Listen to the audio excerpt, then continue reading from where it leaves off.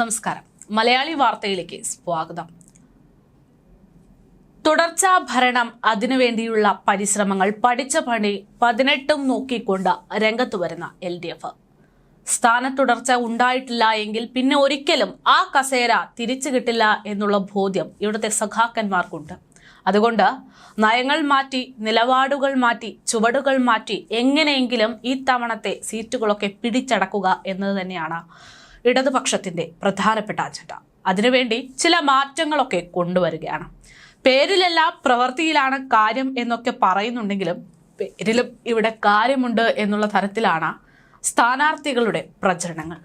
പറഞ്ഞു വന്നത് ജാതി പേരിനെ കുറിച്ച്. ചിലയിടത്തൊക്കെ ചില സഖാക്കന്മാരുടെ പേരിന്റെ പിറകുവശത്ത് ജാതി പേരുകൾ പ്രത്യക്ഷപ്പെട്ടു തുടങ്ങുകയാണ്. നമുക്കറിയാം, ഇന്ന് ഏറ്റവും കൂടുതൽ വലിയ രീതിയിൽ വാർത്തയായ ഒരു സംഭവം എന്ന് പറയുന്നത് ജാതി പേരിന്റെ അടിസ്ഥാനത്തിലുള്ളത് തന്നെയായിരുന്നു. യൂണിവേഴ്സിറ്റി ക്യാമ്പസിൽ ഒരു വിദ്യാർത്ഥിയെ ജാതിയുടെ പേര് പറഞ്ഞ് അധിക്ഷേപിച്ചു. അത് കേരളത്തിൽ യൂണിവേഴ്സിറ്റികളിൽ നടക്കില്ല എന്ന് പറഞ്ഞ് കുട്ടി സഖാക്കന്മാർ ഓരോരുത്തരും വൈസ് ചാൻസലറെ അടക്കം വഴിതടഞ്ഞടക്കമുള്ള പ്രതിഷേധങ്ങൾക്ക് വഴിയൊരുക്കിയിരിക്കുകയായിരുന്നു ഇന്ന്. എന്നാൽ ഒരു വശത്ത് ഇത്തരത്തിൽ ജാതിയുടെ പേര് പറഞ്ഞ് ഒരു തരത്തിലും മുന്നോട്ട് വരാൻ ആരും ശ്രമിക്കരുത് എന്ന് പറയുന്ന കുട്ടി സഖാക്കന്മാരാണെങ്കിൽ, മറുവശത്ത് അവരുടെ മുതിർന്ന നേതാക്കന്മാർ ചെയ്യുന്നത് ഇനി കേരളത്തിൽ ജാതി പറയുകയല്ലാതെ വോട്ട് പിടിക്കാൻ വേറൊരു മാർഗവുമില്ല എന്നുള്ള തരത്തിലുള്ള നടപടികളാണ്. തെരഞ്ഞെടുപ്പ് സമയത്ത് വോട്ട് കിട്ടാൻ വേണ്ടി ജാതി കാർഡ് ഇറക്കിയും LDF പ്രചരണം നടത്തുന്നു എന്ന രീതിയിൽ എന്തായാലും ഈ വിഷയം ആളിക്കത്തുന്നുണ്ട്. ആളിക്കത്തുന്നതിനൊപ്പം ചെറിയ ട്രോളുകളും സജീവമായി തുടങ്ങുന്നു. നാട്ടുകാർക്ക് സുപരിചിതമായ ഒരു മുഖത്തിനൊപ്പം അത്ര പരിചിതമല്ലാത്ത ഒരു പേര് കണ്ടതിനെ കുറിച്ചുള്ള കൗതുകം തന്നെയാണ് ഈ ദിവസം ഈ ഒരു വിഷയം ചർച്ച ചെയ്യാനുള്ള, സംസാരിക്കാനുള്ള കാരണം. അതായത് വഞ്ചിയൂരിലാണ് സംഭവം.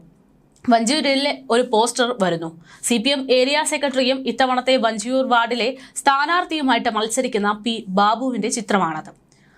പക്ഷേ ഇതുവരെ P. ബാബു അല്ലെങ്കിൽ സഖാവ് എന്നൊക്കെയായിരുന്നു പറഞ്ഞിരുന്നതെങ്കിലും ഇപ്പോൾ അദ്ദേഹത്തിന്റെ പേരിനൊപ്പം ശങ്കരൻകുട്ടി നായർ എന്നുള്ള ഒരു വാക്കുകൂടെ കൂട്ടി വന്നതാണ് പ്രശ്നം. എന്തായാലും ഇതോടെ അച്ചടിപ്പിശകാണോ അല്ലെങ്കിൽ നയങ്ങൾ മാറ്റുന്നതിനൊപ്പം നിലപാടുകളും മാറ്റിയോ എന്നതടക്കമുള്ള വിമർശനങ്ങൾക്കാണ് നാട്ടുകാരും അതുപോലെ തന്നെ സമൂഹ മാധ്യമങ്ങളിലുമൊക്കെ ചോദിക്കുന്നത്. സമൂഹ മാധ്യമങ്ങളിൽ ട്രോളുകൾ നിറഞ്ഞതോടെ പോസ്റ്ററിലെ ജാതിപ്പേരിൽ P. ബാബു തന്നെ പ്രതികരണം നടത്തി രംഗത്ത് വരുന്ന സാഹചര്യവുമുണ്ട്. ഒറ്റനോട്ടത്തിൽ അച്ചടിപ്പിശകാണോ എന്ന സംശയം തോന്നിയവർക്കുള്ള മറുപടി തന്നെയാണ് അദ്ദേഹം നൽകുന്നത്. ശങ്കരൻകുട്ടി നായർ എന്ന പേരിനൊപ്പം ചെറിയൊരു ബ്രാക്കറ്റിൽ ജനങ്ങൾക്ക് പരിചിതമായ വഞ്ചിയൂർ P. ബാബു എന്ന പേരും കാണാം. പഴയ കൗൺസിലറുടെ ഒറിജിനൽ പേര് പല വോട്ടർമാർക്കും അറിയില്ല എന്നത് മറ്റൊരു സവിശേഷതയാണ്. നാട്ടുകാരിൽ പലർക്കും ഈ ശങ്കരൻകുട്ടി നായരെ പരിചയമില്ല. ഫോട്ടോ കാണിച്ചാൽ ഉടൻ പറയും ഇത് നമ്മുടെ വഞ്ചിയൂർ ബാബു അല്ലേ എന്ന്. പോസ്റ്ററിൽ വളരെ പെട്ടെന്ന് സോഷ്യൽ മീഡിയ ഏറ്റെടുക്കുകയും ചെയ്തിട്ടുണ്ട്. തെരഞ്ഞെടുപ്പ് കാലത്ത് പലരുടെയും പേര് മാറുന്ന രീതി സോഷ്യൽ മീഡിയയിൽ ട്രോളുകളാകുന്നതൊക്കെ പതിവാണ്. P. ബാബു എന്നും അതുപോലെ തന്നെ ശങ്കരൻകുട്ടി നായർ എന്നും അച്ചടിച്ചിട്ടുള്ള പോസ്റ്ററുകളും അതേപോലെ തന്നെ ഇപ്പോൾ സോഷ്യൽ മീഡിയ ഏറ്റെടുക്കുന്നു. തെരഞ്ഞെടുപ്പ് സമയത്ത് വോട്ട് കിട്ടാൻ ജാതി വേണമെന്നുള്ള ട്രോളുകളും ഈ രീതിയിൽ വളരെ വലിയ രീതിയിൽ ജനങ്ങൾ ഏറ്റെടുത്ത് സംസാരിക്കുന്നുണ്ട്.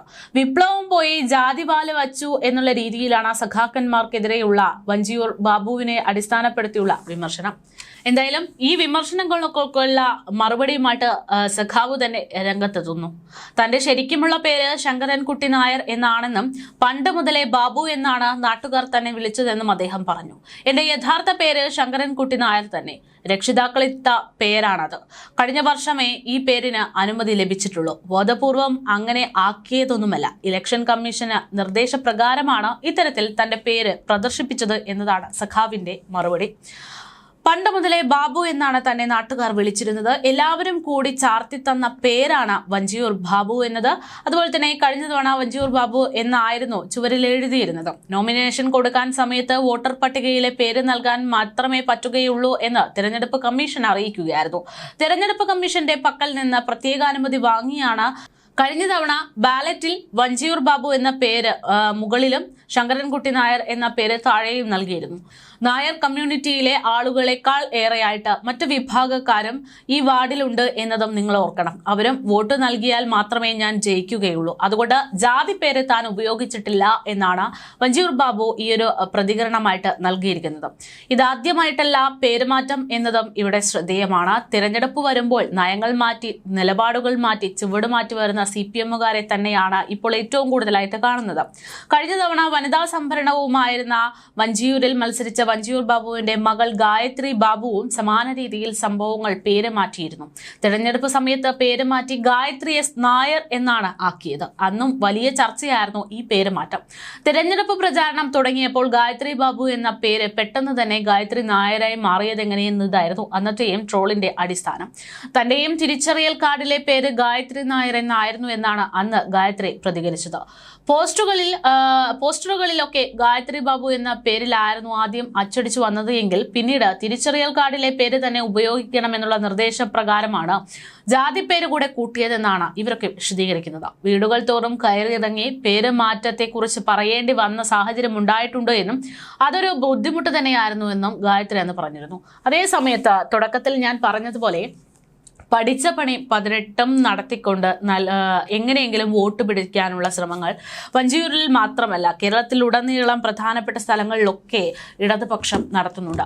മറ്റ് ആളുകൾ എല്ലാം അല്ലെങ്കിൽ മറ്റ് മുന്നണികളൊക്കെ തന്നെ പ്രധാനമായിട്ടും ലക്ഷ്യം വെക്കുന്നത് യുവതലമുറയെ ആയതുകൊണ്ട് തന്നെ ആ ഒരു ലക്ഷ്യം, ആ ഒരു ടാർഗറ്റ് ഈ പറയുന്ന LDF-നെ സംബന്ധിച്ചിട്ടുമുണ്ട്. ഇവിടെ ഏറ്റവും കൂടുതൽ അസഹിഷ്ണുത അല്ലെങ്കിൽ ഏറ്റവും കൂടുതൽ വിയോജിപ്പുകൾ സംഭവിച്ചിട്ടുള്ള ഒരേ ഒരു കാര്യം എന്ന് പറയുന്നത്, കുട്ടി സഖാക്കന്മാർ എതിർപ്പ് കാണിച്ചിരിക്കുന്ന ഒരു കാര്യം എന്ന് പറയുന്നത് PM ശ്രീ പദ്ധതി തന്നെയാണ്. PM ശ്രീ പദ്ധതിയിൽ വിദ്യാഭ്യാസ മന്ത്രി VV ശിവൻകുട്ടി ഒപ്പുവച്ചതോടെ അതിൽ വിയോജിപ്പിച്ച് അറിയിച്ചുകൊണ്ട്, അതിൽ വലിയ എതിർപ്പ് അറിയിച്ചുകൊണ്ട് ഇടത് നേതാക്കന്മാരും കുട്ടി സഖാക്കന്മാരുമൊക്കെ രംഗത്തെത്തിയിരുന്നു. അത് വലിയ വിഷയമായതോടെ CPIക്ക് അടക്കം വിയോജിപ്പുകൾ ഈ വിഷയത്തിലുണ്ട് എന്നറിഞ്ഞതോടെ ഇപ്പോൾ നിലപാടിൽ ചില മാറ്റങ്ങൾ വരുത്താൻ ശ്രമിക്കുകയാണ് സർക്കാർ. PM ശ്രീ പദ്ധതി മരവിപ്പിക്കണമെന്ന് ആവശ്യപ്പെട്ടുകൊണ്ട് കേരളം അവസാനം ഈ തിരഞ്ഞെടുപ്പ് അടുത്തതോടുകൂടെ തന്നെയാണ് കേന്ദ്രത്തിന് കത്തയച്ചിരിക്കുന്നത്. ഇന്ന് രാവിലെ വിദ്യാഭ്യാസ വകുപ്പ് കേന്ദ്രത്തിന് ഈ ഒരു വിഷയത്തിൽ കത്തയച്ചു എന്നുള്ളതാണ് വിവരം. തുടർ നടപടികൾ നിർത്തിവയ്ക്കണമെന്ന് കത്തിൽ ആവശ്യപ്പെട്ടതായിട്ടുള്ളതാണ് സൂചന. രാവിലെ CPI മന്ത്രിമാർ മുഖ്യമന്ത്രിയെ കണ്ടിരുന്നു. കത്ത് വൈകുന്നതിൽ CPI മന്ത്രിമാർ അതൃപ്തി അറിയിച്ചു. ഇതിന് പിന്നാലെയാണ് നടപടിയെന്നാണ് പുറത്തുവരുന്ന വിവരം. പദ്ധതിയിൽ കേരളം ഒപ്പുവച്ച ധാരണാപത്രം മരവിപ്പിക്കാനുള്ള സംസ്ഥാന സർക്കാർ തീരുമാനത്തെക്കുറിച്ച് കേന്ദ്ര വിദ്യാഭ്യാസ മന്ത്രി ധർമ്മേന്ദ്ര പ്രധാനെ നേരിട്ട് കണ്ട വിദ്യാഭ്യാസ മന്ത്രി V ശിവൻകുട്ടി ധരിപ്പിച്ചു കഴിഞ്ഞു. ഡൽഹിയിൽ നടന്ന കൂടിക്കാഴ്ചയിൽ കേരളത്തിലെ സാഹചര്യങ്ങൾ വിശദീകരിച്ച് ഉപസമിതി രൂപീകരിച്ചിട്ടുണ്ട് എന്നും മന്ത്രി വ്യക്തമാക്കി. കേന്ദ്രമന്ത്രി ഇക്കാര്യത്തിൽ പ്രത്യേകിച്ചൊന്നും പ്രതികരിച്ചില്ല എന്നും സംസ്ഥാനത്തിന്റെ നിലപാട് വാക്കാൽ അറിയിച്ചു കഴിഞ്ഞു എന്നുമായിരുന്നു ഈ വിഷയത്തിൽ മന്ത്രി മാധ്യമങ്ങളോട് പ്രതികരിച്ചത്. എന്തായാലും ഇത്തരത്തിൽ കാര്യങ്ങൾ പോകുമ്പോൾ ഈ ധാരണാപത്രം മരവിപ്പിക്കുമോ എന്നറിയാനുള്ള ഒരു ആകാംക്ഷ ജനങ്ങൾക്കുണ്ട്. കേന്ദ്രം ഇതിൽ ഒരു മരവിപ്പ് നടത്തും എന്നുള്ള സാഹചര്യമുണ്ടോ എന്നുള്ളത് വിലയിരുത്തേണ്ടി വരും. 96 കോടി രൂപ SSK സമഗ്ര ശിക്ഷ കേരള പൊതുഫണ്ടിന്റെ ഭാഗമായിട്ട് ഈ വിഷയത്തിൽ ലഭിച്ചു എന്നും ഇത് സ്പെഷ്യൽ എഡ്യൂക്കേറ്റർമാരുടെ നിയമനവുമായിട്ട് ബന്ധപ്പെട്ട സുപ്രീം കോടതി കേസുമായി ബന്ധമില്ല എന്നുമൊക്കെയാണ് മന്ത്രി ഈ വിഷയത്തിൽ വിശദീകരിക്കുന്നത്. ഭാവിയിൽ കേന്ദ്രത്തിൽ നിന്ന് ഫണ്ട് ലഭ്യമാകുന്ന കാര്യത്തിൽ ഉണ്ടാകുന്ന തടസ്സങ്ങളെക്കുറിച്ച് പിന്നീട് തീരുമാനിക്കാമെന്നുള്ള അഭിപ്രായവും വന്നു കഴിഞ്ഞു. PM ശ്രീ വിഷയത്തിൽ പണം നഷ്ടപ്പെടാതിരിക്കാൻ ചില നടപടികൾ സ്വീകരിച്ചിട്ടുണ്ട് എന്നും ഇത് അന്തിമമായി തീരുമാനിക്കൽ അല്ല എന്നും അദ്ദേഹം ചൂണ്ടിക്കാട്ടിയിരുന്നു. അതേസമയം സമഗ്ര ശിക്ഷ കേരള പദ്ധതിയുടെ ഭാഗമായി കേന്ദ്രത്തിൽ നിന്ന് ലഭിക്കാനുള്ള 1066.36 കോടി രൂപയുടെ കുടിശ്ശിക ഫണ്ട് ഒറ്റത്തവണയായി ലഭ്യമാക്കണമെന്ന് മന്ത്രി കേന്ദ്രത്തോട് ആവശ്യപ്പെട്ടിട്ടുമുണ്ട്. 2023-24 മുതൽ 2025-26 വരെയുള്ള SSKയുടെ കേന്ദ്ര വിഹിതമാണിത്. കൂടാതെ ഹോസ്റ്റൽ ഫണ്ടുകളുമായി ബന്ധപ്പെട്ട് 6.19 കോടി രൂപയും 3.57 കോടി രൂപയും അനുവദിക്കണമെന്നും ആവശ്യമുയർന്നു. 2026 ജനുവരിയിൽ തിരുവനന്തപുരത്ത് നടക്കുന്ന കേരള എഡ്യൂക്കേഷൻ കോൺക്ലേവ് 2026 മുഖ്യാതിഥിയായി സംബന്ധിക്കാൻ കേന്ദ്രമന്ത്രിയെ ക്ഷണിക്കുകയും ചെയ്തു എന്നാണ് വിദ്യാഭ്യാസ മന്ത്രി അറിയിച്ചിരിക്കുന്നത്.